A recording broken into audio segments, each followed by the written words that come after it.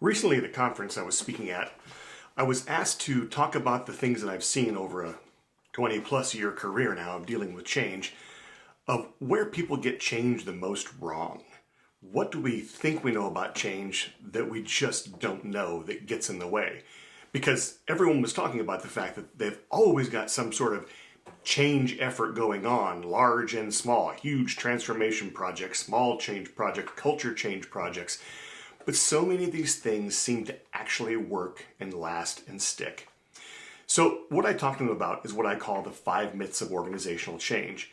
And I've got here some of the questions that people ask me, and I want to ask them again now and share the answers with you since you couldn't be there. So that's what I'm going to do. I'm going to go through the 5 myths of organizational change based upon the questions I got that really prompted them. So here we go. Here's the first one. So here we go. Myth number 1. Change is about finding new answers and embracing them. The question that brought that on? What's wrong with answers? And of course, there's nothing wrong with answers other than they don't do much. You may be wondering, what do I mean? Are answers what we're always seeking out or searching out? Well, the problem with answers is that when you are given answers, nothing really happens in your brain.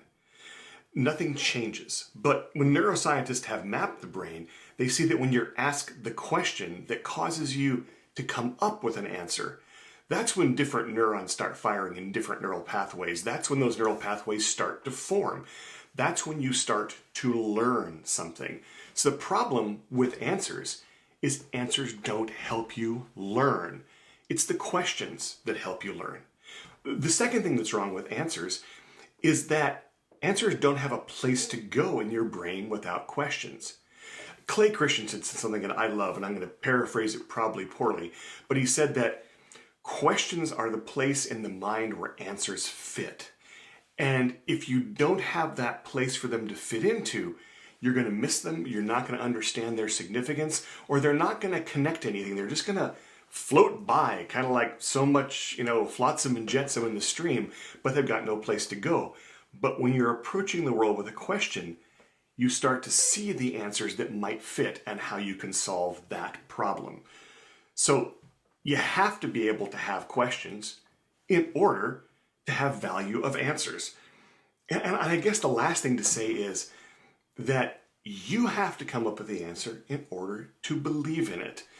There are people throughout our lives telling us they have the answers for us. The problem is they're not our answers. And the work on belief is, I find, quite stunning. But the fact of the matter is you can take a person with a strong belief, you can sit them down and show them the relentless case of facts as to why their belief is not correct. And generally the only impact it has is it strengthens their belief.